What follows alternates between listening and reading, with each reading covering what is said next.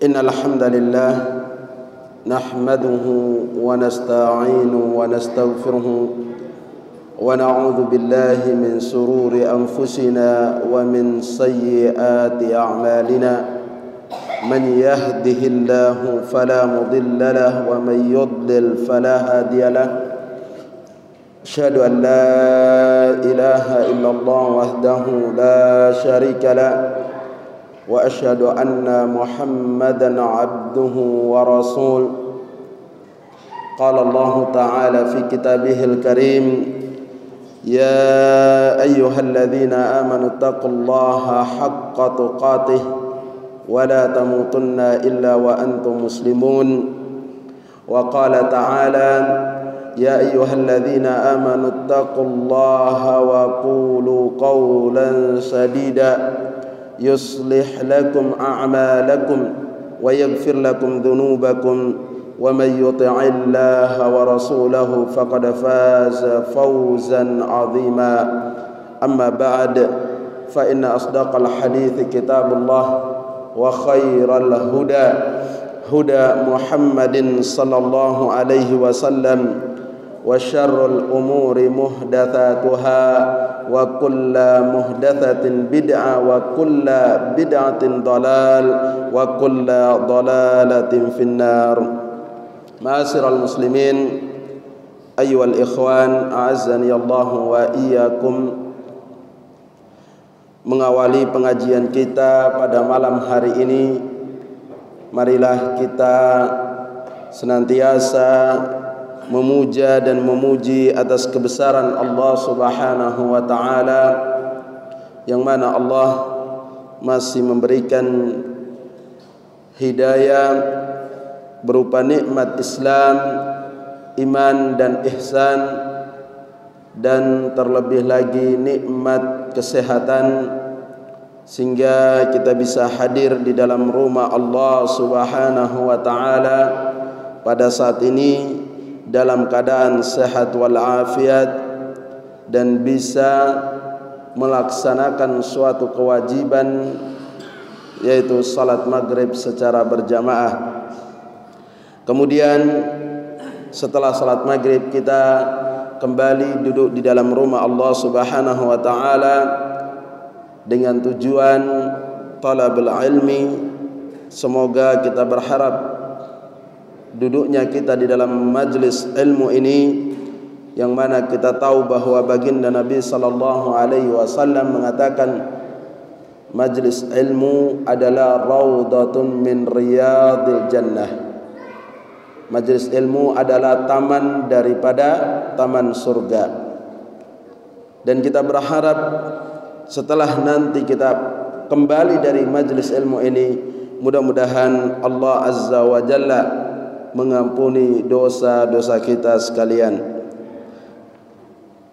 Ma'asyiral muslimin, jamaah yang dimuliakan Allah Subhanahu wa taala, salawat teriring salam tak lupa juga kita haturkan kepada baginda Nabi Muhammad sallallahu alaihi wasallam, kepada keluarga-keluarga beliau, para sahabat, para tabi'ut tabi'in yang tak pernah bosan dan tak pernah berhenti selalu menegakkan sunnah-sunnah Nabi sallallahu alaihi wasallam. Semoga dengan menegakkan syariat yang diajarkan oleh Nabi sallallahu alaihi wasallam ini, kelak di yaumul akhir nanti kita bisa mendapatkan syafaat dari baginda Nabi sallallahu alaihi wasallam. Jamaah yang dimuliakan Allah Subhanahu wa taala, tema kajian kita pada malam hari ini adalah kiat-kiat agar pahala berlipat. Kita tahu bahwa dalam menjalankan suatu perintah Allah, apabila perintah tersebut dilakukan dengan sesuai ketentuan yang telah ditetapkan oleh Allah dan Rasul-Nya, tentu amalan-amalan tersebut pasti akan dibalas oleh Allah Subhanahu wa taala. Namun perlu kita ketahui bahwa pernahkah kita berpikir dalam menjalankan perintah Allah tersebut kita ingin berkomitmen terus-menerus meraih pahala yang banyak agar menjadi suatu amal penambah pemberat timbangan amal kita di yaumul akhir nanti. Padahal kalau kita lihat urusan dunia, terkadang orang sekolah hanya sebatas SMP tidak puas, harus SMA sampai ke perguruan tinggi. Perguruan tinggi masih lanjut lagi ke jenjang yang lebih tinggi lagi. Dan ini masalah dunia. Begitu juga dengan mencari kemewahan-kemewahan dunia. Terkadang ada orang tidak pernah berhenti menambah pundi-pundi kemewahan dunia pada dirinya, dan dia berusaha untuk semangat dalam meraihnya. Tetapi terkadang dalam hal ibadah kepada Allah Subhanahu wa taala, yang apabila ibadah itu dikerjakan, pahala diberikan oleh Allah Subhanahu wa taala sesuai dengan amal perintah yang kita lakukan. Tapi terkadang masih banyak di antara kaum muslimin yang tidak pernah mau menjalankan perintah Allah. Mereka menganggap hal ini suatu hal yang biasa, sehingga mereka membiarkan amalan-amalan yang mendapatkan pahala-pahala yang besar di sisi Allah berlalu begitu saja. Jamaah yang dimuliakan oleh Allah Subhanahu wa taala, Abu Darda radhiyallahu anhu, beliau mengatakan bahwasannya Rasulullah sallallahu alaihi wasallam bersabda, wa inna fadlal alimi 'alal 'abidi ka fadlil qamari lailatal badri 'ala sairil kawakib. Sesungguhnya keutamaan orang-orang yang berilmu, yang mana dengan ilmu tersebut ia berusaha untuk menegakkan ibadah kepada Allah Subhanahu wa taala. Kemudian Abu Darda membandingkan bahwasanya orang yang berilmu ini dibandingkan dengan orang yang ahlu ibadah adalah seperti perbandingan antara bulan di malam Badar dari bintang-bintang lainnya. Ini perumpamaan orang yang berilmu tetapi tidak melakukan ibadah, dan orang yang beribadah tanpa berilmu juga tidak bisa. Sehingga dua hal ini harus dimiliki oleh seorang muslim sebelum dia melakukan ibadah kepada Allah, dan mana ibadah itu mendatangkan pahala bagi dirinya. Terlebih dahulu ia harus memiliki ilmu agama, sehingga ilmu agama ini selalu diwariskan oleh para salafus saleh. Dari zaman dahulu mereka berusaha untuk menjaga agar generasi-generasi selanjutnya tidak hilang daripada ilmu agama. Karena dengan ilmu agama tersebutlah seorang muslim dapat beribadah sesuai dengan perintah Allah Subhanahu wa taala. Jamaah yang dimuliakan Allah Subhanahu wa taala. Kemudian dari Jabir ibn Abdullah radhiyallahu anhu qala Rasulullah sallallahu alaihi wasallam, bahwasanya al-mu'min ya'lafu wa yu'lafu wa la khaira fi man la ya'lafu wa la yu'lafu wa khairun nasi anfa'uhum linnas. Jabir bin Abdullah beliau mengatakan seorang mukmin itu adalah orang yang biasa menerima dan diterima orang lain, dan tidak ada kebaikan bagi orang yang tidak bisa menerima dan tidak bisa diterima orang lain. Dan sebaik-baik manusia adalah yang paling baik bermanfaat bagi manusia. Dalam hal ini para ulama mengatakan bahwasannya beramal ibadah kepada Allah Subhanahu wa taala ini ada dua amal. Ada yang namanya mu'abad, ada juga yang namanya al-qasir. Mu'abad adalah amalan yang dilakukan oleh para rasul sallallahu alaihi wasallam dan rasul-rasul lainnya yang mereka mengajarkan ilmu dan memberikan manfaat kepada manusia yang lain. Sehingga dari amalan tersebut mereka mendapatkan pahala yang besar di sisi Allah Subhanahu wa taala. Sedangkan amal qasir itu adalah amalan yang berkaitan dengan diri sendiri.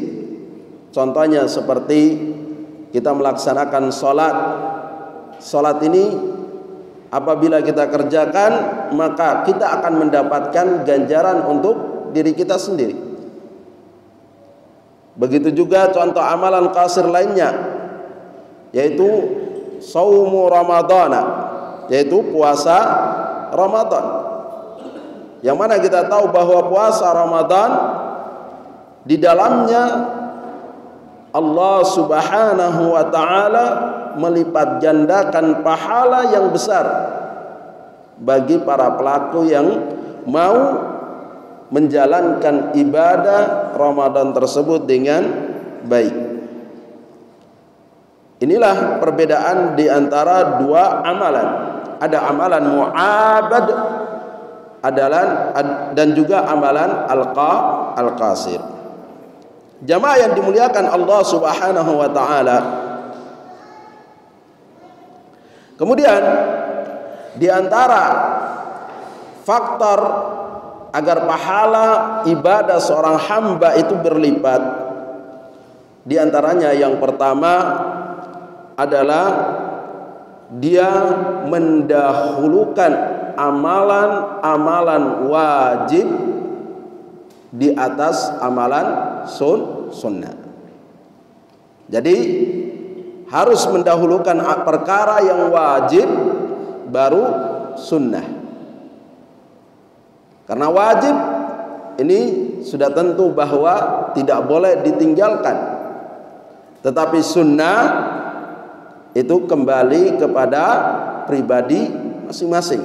Kalau dia merasa ingin mengikuti sunnah Nabi, maka dia melakukannya. Dan inilah perbedaannya, bahwasanya faktor pertama agar seorang hamba bisa mendapatkan pahala yang besar di sisi Allah Subhanahu wa taala yaitu dengan amalan wajib. Sehingga Rasulullah sallallahu alaihi wasallam menyebutkan di dalam sebuah hadis qudsi sebagaimana Allah Subhanahu wa taala berfirman, "Wa ma taqarraba ilayya 'abdin bi syai'in wa ahabba ilayya mimma aftaradtuhu wa ma yazalu 'abdi yataqarrabu ilayya bin nawafil hatta uhibbuhu." Di dalam hadis ini Allah berfirman, tidaklah hambaku melakukan suatu amal ibadah kepada Allah Subhanahu wa taala sesuatu yang lebih Allah cintai daripada apa yang telah diwajibkan Allah Subhanahu wa taala kepadanya. Lalu hambaku apabila dia melakukan perkara amalan-amalan sunnah yang dia lakukan itu dengan niat yang ikhlas, sehingga aku bisa mencintai dirinya. Dari hadis ini Khalifah Umar bin Khattab radhiyallahu taala anhu, beliau mengatakan bahwasanya afdalu a'mal ada'un wa ma iftaradduhu wa ma afdalu a'malu ada'un ma iftaradahu Allah. Amalan yang paling utama itu adalah melakukan amal yang sudah diwajibkan oleh Allah Subhanahu wa taala. Jadi Khalifah Umar mengatakan bahwasanya seorang muslim harus mendahulukan amalan-amalan wajib di atas amalan sunnah. Karena amalan wajib ini, Umar bin Abdul Aziz mengatakan bahwa ibadah paling utama dan Allah membalas ibadah tersebut dengan berlipat ganda pahala yang lebih besar dibandingkan dengan amalan-amalan sunnah. Jadi jamaah yang dimuliakan Allah Subhanahu wa taala, di sini dijelaskan faktor utama seorang mendapatkan pahala yang berlipat ganda, yaitu dia mendahulukan amalan-amalan wajib. Itu contohnya seperti tadi, melaksanakan sholat 5 waktu. Jadi kalau dia tidak melaksanakan sholat tetapi dia melakukan amalan-amalan sunnah lainnya, maka tidak bermanfaat, karena wajib yang dia tinggalkan. Padahal wajib lebih utama dibandingkan sunnah. Karena kita sudah tahu bahwasanya sunnah itu dikerjakan mendapat pahala, ditinggalkan rugi. Tetapi kalau wajib dikerjakan mendapat pahala, ditinggalkan dosa. Sehingga jelas, apabila seorang muslim meninggalkan wajib lalu mengerjakan hanya sunnah, maka dia sangat rugi. Jamaah yang dimuliakan Allah Subhanahu wa taala, oleh karena itu para ulama mereka menukil dari perkataan Al-Hafidz Ibnu Hajar Al-Asqalani rahimahullahu taala. Al-Hafidz Ibnu Hajar Al-Asqalani beliau mengatakan, man syaghalahul fardun anin nafli fahuwa ma'dzurun wa man syaghalahun naflu anil fardi fahuwa magrur. Barang siapa yang sibuk melaksanakan amalan-amalan wajib sehingga tidak mampu untuk melakukan sunnah, maka ia diberi perkara udzur. Jadi barang siapa yang melakukan amalan wajib sehingga tidak ada waktu lagi dia untuk melaksanakan perkara sunnah, maka ia diberikan udzur. Tetapi jika seorang melakukan yang sunnah sehingga melalaikan perkara yang wajib, maka dia tertipu. Tertipu karena apa? Karena perkara yang wajib itu sudah jelas ada pahalanya, dan pahalanya berlipat ganda. Contohnya, misalnya kita seorang muslim diwajibkan untuk sholat berjamaah di masjid. Apabila dia melaksanakan sholat berjamaah di masjid, maka berapa pahala yang dia dapatkan? 27. Tetapi kalau dia melaksanakan sholat di rumah, maka dia hanya mendapatkan 1 pahala. Sedangkan laki-laki tidak diwajibkan sholat di rumah, diwajibkan di masjid. Jamaah yang dimuliakan Allah Subhanahu wa taala, contoh lain lagi, terkadang di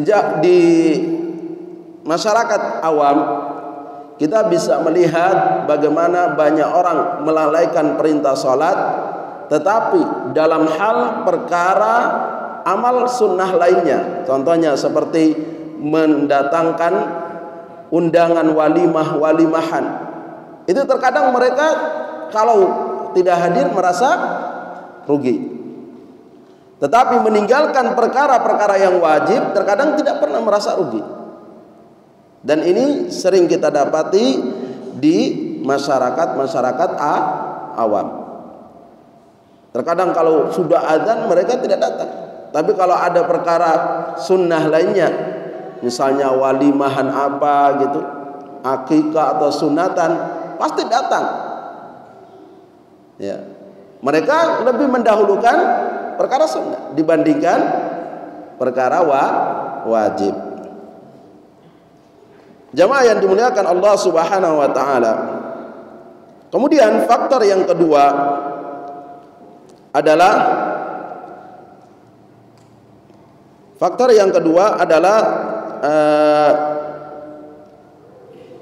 melaksanakan amal harus dengan niat yang ikhlas dan ittiba. Dan masalah niat dan ittiba ini hampir di setiap perkara-perkara ibadah pasti ada. Karena apa? Seorang muslim ibadahnya akan diterima oleh Allah Subhanahu wa taala karena dua hal ini, ikhlas dan ittiba. Dan sehingga dua hal ini tidak bisa lepas dari perkara ibadah apapun.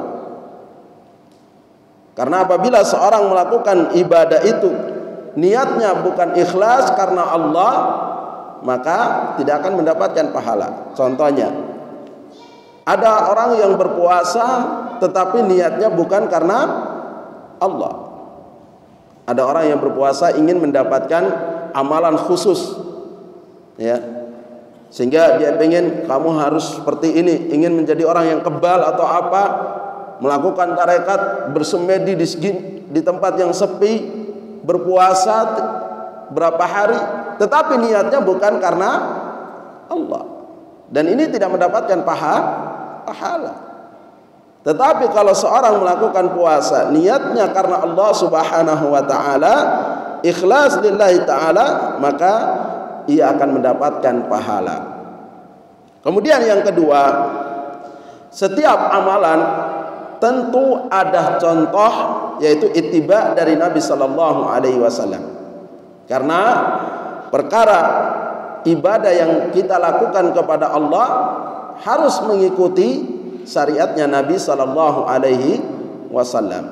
Dan Allah Subhanahu wa taala berfirman, "Qul in kuntum tuhibbunallaha fattabi'uni."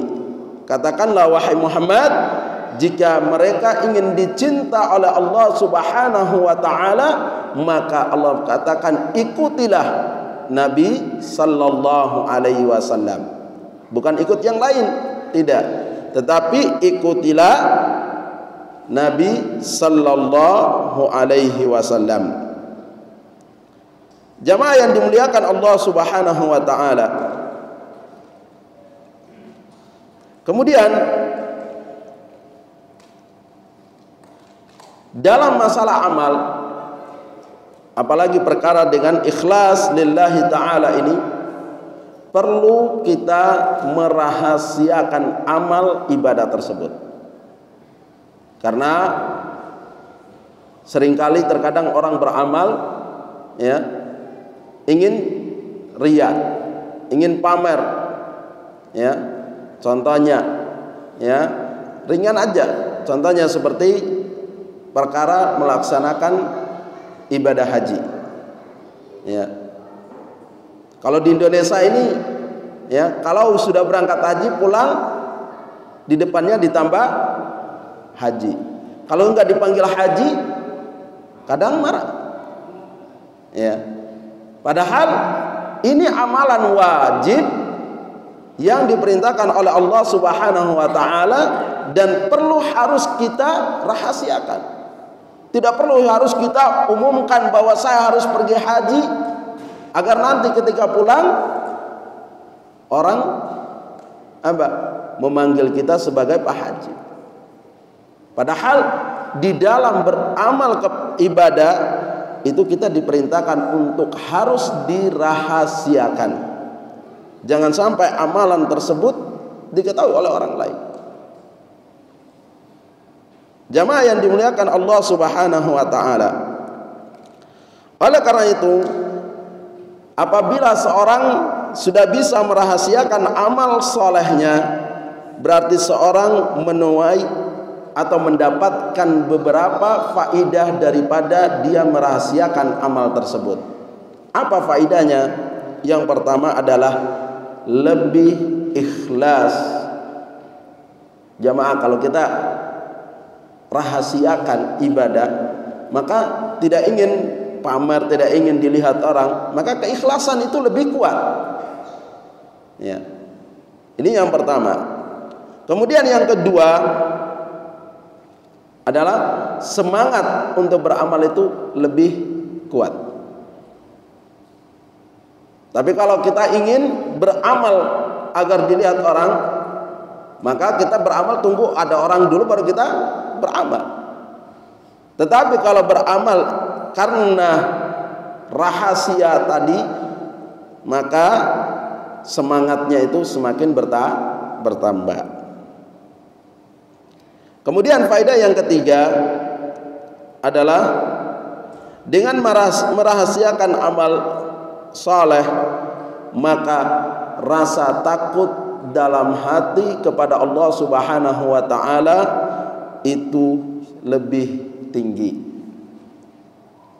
Jadi karena apa? Kita lihat jamaah, orang yang paling takut dengan Allah itu para ulama. Allah menyebutkan bahwasanya sesungguhnya orang yang paling takut kepada Allah Subhanahu wa taala adalah dari kalangan para ulama. Mereka berusaha untuk merahasiakan amalnya. Oleh karena itu kita dianjurkan untuk merahasiakan amal tersebut agar rasa takut kita kepada Allah Subhanahu wa taala semakin bertambah. Kemudian yang keempat adalah merahasiakan amal saleh, maka menjaga hati kita dari noda-noda yang dapat merusak hati tersebut. Jadi kalau kita menjaga amal tersebut, tidak pamrih, tidak riya, tidak sum'ah, maka kita berusaha untuk menjaga hati kita ini benar-benar ikhlas lillahi ta'ala. Jadi kalau kita sudah riya, maka akan muncul noda. Karena beramal bukan karena Allah. Apalagi kalau beramal dalam perkara yang wajib. Ya. Jamaah yang dimuliakan Allah Subhanahu wa taala. Ibnul Mubarak, beliau pernah mengatakan kepada Imam Ahmad, ya, tidaklah Allah mengangkat derajat, ya, tidaklah Allah, ini Imam Ahmad mengatakan kepada Ibnul Mubarak, tidaklah Allah mengangkat derajat Ibnul Mubarak disebabkan karena amal saleh yang dirahasiakan oleh Ibnul Mubarak. Contoh lain lagi, amal yang dirahasiakan oleh pelakunya, yaitu Ali bin Husain. Ya, beliau ketika masa kepemimpinannya, beliau selalu menolong orang-orang yang membutuhkan pertolongan. Sampai ketika ia meninggal, baru kelihatan di punggung Ali bin Husain ini terlihat bekas merah. Karena apa? Masyarakat mereka ketika bangun pagi sudah mendapatkan ada bantuan di depan rumahnya. Dan setiap malam Ali bin Husain ini melakukan hal tersebut. Jadi tengah malam, agar tidak ada orang yang mengetahuinya. Ini yang dilakukan oleh Ali bin Husain karena beliau ingin merahasiakan amal tersebut, sehingga sampai wafatnya beliau tidak seorang pun yang dapat mengenal apa penyebab daripada Ali bin Husain ini punggungnya merah. Ternyata ditelusuri, ternyata mereka selama ini mendapatkan bantuan itu, ketika setelah Ali bin Husain ini meninggal, mereka tidak mendapatkan lagi. Sehingga disitulah mereka mengetahui bahwa ternyata Ali bin Husain lah yang membantu mereka. Inilah contoh amalan yang dirahasiakan. Jamaah yang dimuliakan Allah Subhanahu wa ta'ala. Kemudian faktor yang berikutnya adalah agar pahala ibadah ini berlipat ganda, maka ibadah tersebut dilakukan secara terus menerus.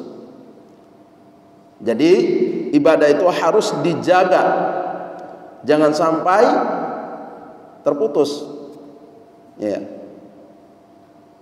Contohnya, misalnya, selain daripada amalan wajib yang harus kita, yaitu amalan sunnah yang harus kita jaga terus, yaitu membaca Al-Quranul Karim. Terkadang di bulan Ramadan kita berusaha untuk meningkatkan bacaan-bacaan kita dengan Al-Quran tersebut. Hampir di setiap waktu kita berusaha untuk meluangkan waktunya untuk membaca. Tetapi amalan ini apakah bisa bertahan sampai terus-menerus atau tidak? Padahal kita tahu bahwa mengamalkan Al-Quran, ya, bisa mendapatkan syafaatnya. Kata Nabi, Iqra'ul Quran fa innahu ya'ti yaumal qiyamah syafi'an li ashabi. Bacalah Al-Quran, niscaya kelak di hari akhirat Al-Quran akan memberikan syafaat kepada pelakunya. Tetapi continue menjaga amalan ini sangat berat. Sehingga apabila seorang ingin mendapatkan pahala, ganjaran, atau mendapatkan syafaat daripada Al-Quran, maka terus beramal. Dekatkanlah diri dengan Al-Quran. Begitu juga dengan amalan-amalan lainnya. Sebagaimana disebutkan dalam hadis Aisyah, bahwasanya beliau menyebutkan bahwasanya Rasulullah sallallahu alaihi wasallam bersabda, ahabbul a'mali ilallahi adwamuha wa in qalla.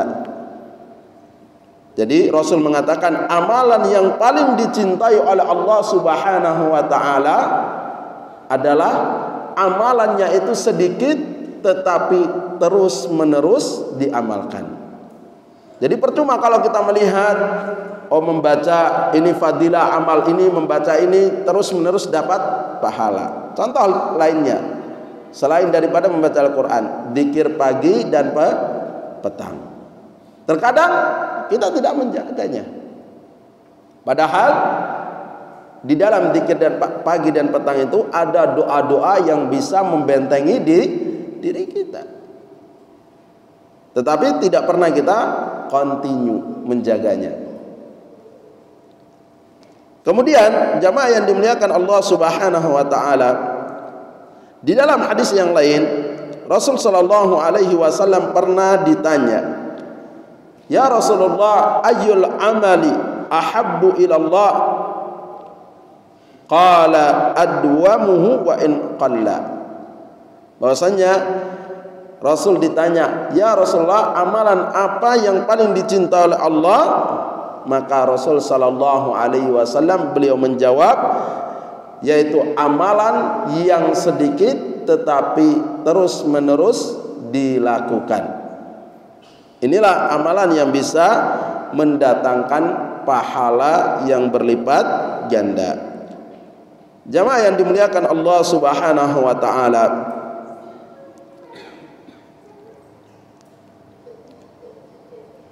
Nabi sallallahu alaihi wasallam menyebutkan di dalam hadis yang lain, alaikum minal a'mali ma tutiquna fa innallaha la yamillu hatta tamallu wa in ahabbal a'mali ilallahi ma duwima alaihi wa in qalla. Nabi mengatakan, lakukanlah amalan itu, ya, sesuai kemampuan kalian. Jadi kata Rasulullah, Kita kalau mau melakukan suatu amal ibadah kepada Allah, kita harus mengukur kemampuan diri kita. Jangan karena belum mampu tetapi dipaksakan, akibatnya tidak continue. Sehingga di sini sesuai kemampuan kalian, karena Allah Azza wa Jalla tidak akan bosan sampai kalian yang bosan. Ya, Allah tidak pernah bosan. Ya. Dan amalan yang paling dicintai oleh Allah Subhanahu wa taala, kata Rasul, adalah yang amalan terus-menerus dilakukan dan tidak pernah berhenti. Walaupun sedikit amalan tersebut, tetapi apabila amalan itu dijaga, maka amalan akan mendatangkan pahala yang berlipat ganda. Jamaah yang dimuliakan Allah Subhanahu wa taala.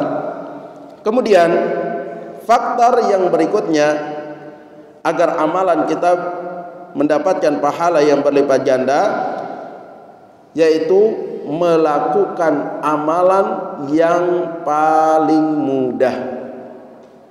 Melakukan amalan yang paling mudah. Jadi jangan melakukan amalan yang paling berat dulu. Karena Allah Subhanahu wa taala menyebutkan di dalam Al-Qur'anul Karim, yuridullahu bikumul yusra wala yuridu bikumul usra.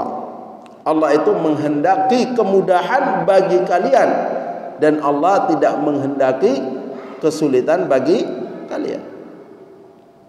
Ya. Jadi ibadah yang kita lakukan harus dilihat kemampuan kita. Yang paling mudah mana yang kita bisa jaga. Jangan sampai kita dengar di pengajian ini amalan ini, kemudian datang di pengajian berikutnya lagi dapat amalan baru lagi, dapat mendengar hadis tentang amalan ini, dilakukan semua, tetapi tidak mengukur kekuatan dirinya. Sehingga terkadang menjaga amalan tersebut sangat berat. Jamaah yang dimuliakan Allah Subhanahu wa taala, di dalam Al-Qur'an surah Al-Hajj ayat yang ke-78, Allah Subhanahu wa taala berfirman, "Huwa ijtabakum wa ma ja'ala 'alaikum fid dini min harajin." Dan dialah Allah Subhanahu wa taala sekali-kali tidak menjadikan untuk kalian dalam suatu perkara agama suatu kesempitan atau suatu kesukaran. Sehingga agama Islam ini Allah Subhanahu wa taala selalu memudahkan bagi pelakunya. Contohnya jamaah, kalau kita melakukan safar dalam perjalanan, kita dimudahkan untuk tidak berpuasa. Padahal itu amalan wajib. Tetapi kalau kita berpuasa terkadang tidak mampu, ya, kondisi tubuh kita tidak mampu, sehingga Islam tidak memberatkan. Justru Islam memberikan kemudahan untuk mengqadanya di hari yang lain apabila sudah tidak melakukan safar. Inilah contoh yang diberikan kemudahan oleh agama untuk para pelakunya, agar seorang Muslim harus bisa mengukur kemampuan pada dirinya, memilih amalan yang paling mudah untuk dilakukannya. Jamaah yang dimuliakan Allah Subhanahu wa taala, Nabi sallallahu alaihi wasallam ketika mengutus Mu'adz bin Jabal dan Abu Musa al-Asy'ari radhiyallahu anhuma ke negeri Yaman, maka apa yang dipesankan oleh Rasul sallallahu alaihi wasallam kepada Mu'adz bin Jabal dan Abu Musa al-Asy'ari, Nabi mengatakan kepada keduanya, yassiran wala tu'assiran, wa basyiran wala tunaffiran, wa tatawa'an wala takhtalifan. Ini pesan Rasul kepada Mu'adz bin Jabal dan Abu Musa al-Asy'ari, bahwasannya hendaklah kalian berdua mempermudahkan, ya, dan janganlah mempersulit. Kemudian berikanlah kabar gembira dan janganlah membuat iri orang-orang, akhirnya mereka lari dari kalian. Tetapi saling bantulah dan janganlah saling berselisih. Ini pesan bahwasanya apabila kau berdakwah, permudahkanlah dan saling membantu, jangan saling berselisih. Jamaah yang dimuliakan Allah Subhanahu wa taala, ini pesan dari Rasul sallallahu alaihi wasallam kepada Mu'adz bin Jabal dan Abu Musa al-Asy'ari ketika berdakwah ke negeri Yaman. Kemudian di dalam hadis Aisyah radhiyallahu anha, an Aisyah radhiyallahu anha annaha qalat, ma khairun Rasulullah sallallahu alaihi wasallam baina amrayni illa akhadha aysarahuma ma lam yakun ithman, fa in kana ithman kana ab'adan nasa minhu. Aisyah radhiyallahu anha, ia berkata, tidaklah Rasulullah sallallahu alaihi wasallam diberi pilihan di antara dua perkara, kecuali baginda Nabi sallallahu alaihi wasallam beliau berusaha untuk memilih yang paling ringan, selagi hal itu tersebut bukanlah dosa di sisi Allah. Tetapi apabila hal itu bernilai pahala, maka dia mencari yang lebih mudah. Karena apa? Rasul sallallahu alaihi wasallam tidak ingin mempersulit kalian. Ini disebutkan dalam, ya, hadis Aisyah. Dan Rasul mengatakan bahwasannya adapun bila hal tersebut merupakan perkara dosa, maka beliau adalah orang yang paling pertama berusaha untuk menjauhkan manusia dari perkara-perkara dosa tersebut. Jamaah yang dimuliakan Allah Subhanahu wa taala, itulah amalan-amalan yang bisa mendatangkan pahala yang berlipat ganda. Baik, karena sudah adzan, insyaallah nanti habis adzan baru kita lanjut kembali. Fadhal.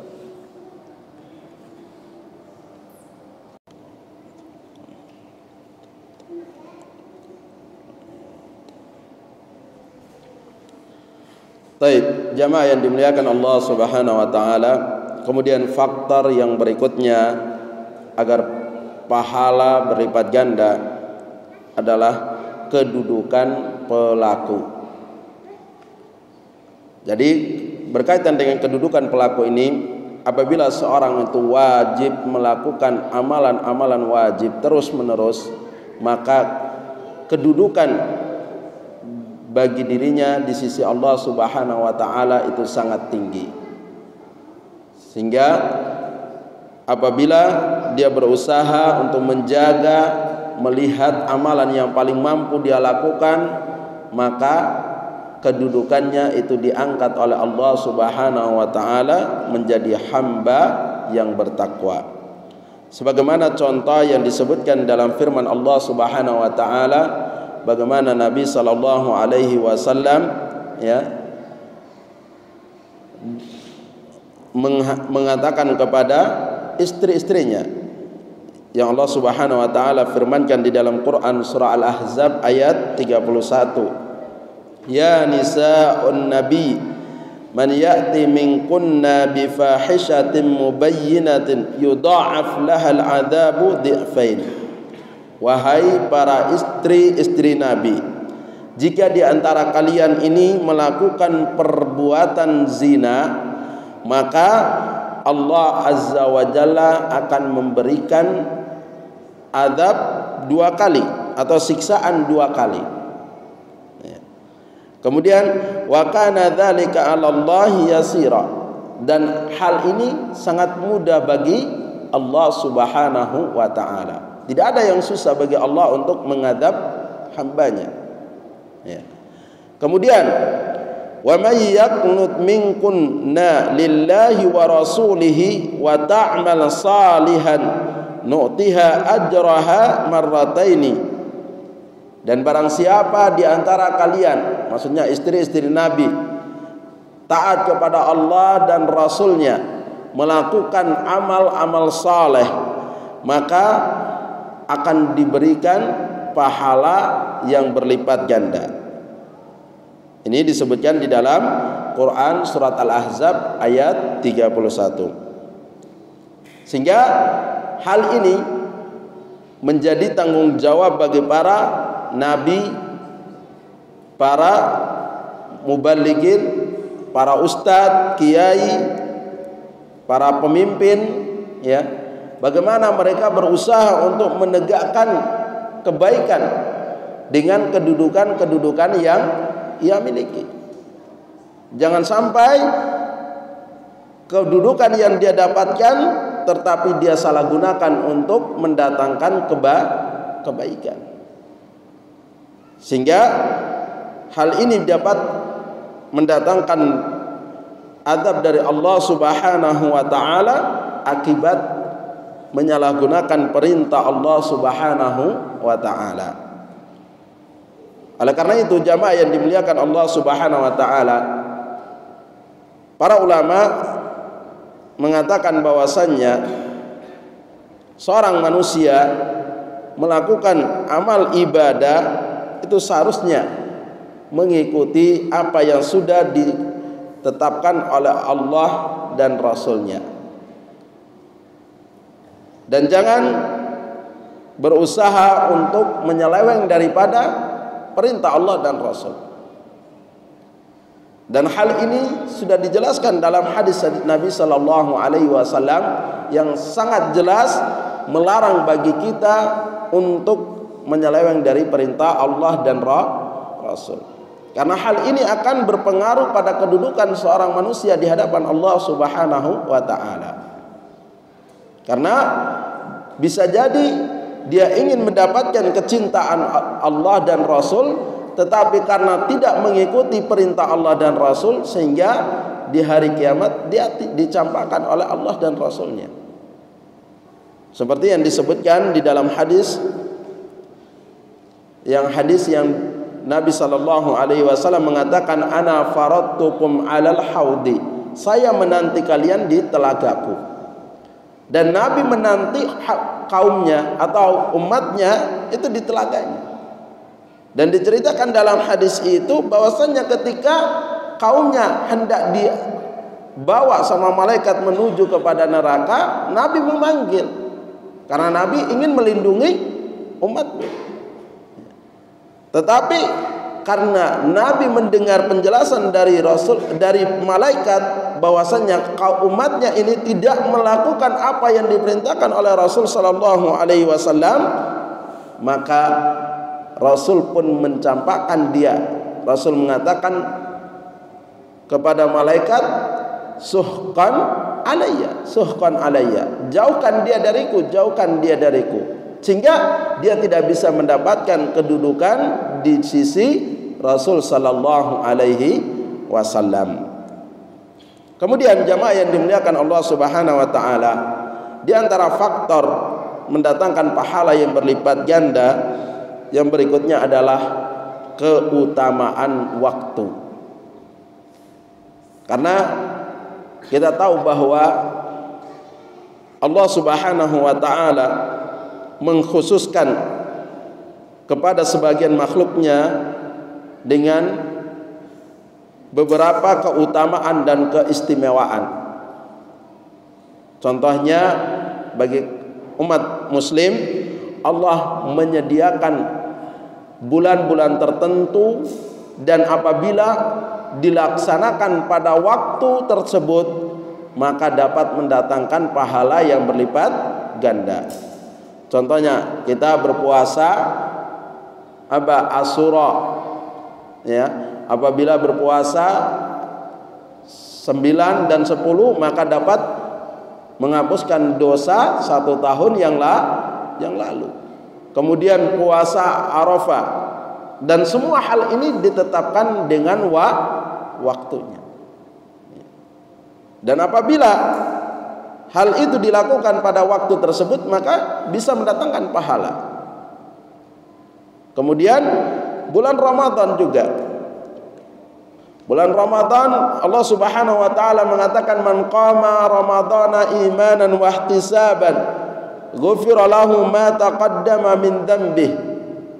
Barang siapa yang mendirikan puasa Ramadan dengan iman dan ihtisaban, maka Allah akan mengampuni dosa-dosanya yang telah lalu.